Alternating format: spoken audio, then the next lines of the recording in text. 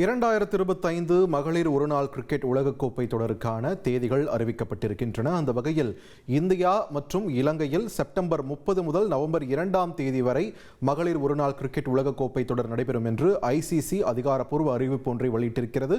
இந்தியாவில் 3 நகரங்களிலும் இலங்கையில் 2 நகரங்களிலும் இந்த போட்டித் தொடரானது நடைபெற இருப்பதாகவும் தெரிவிக்கப்பட்டிருக்கிறது.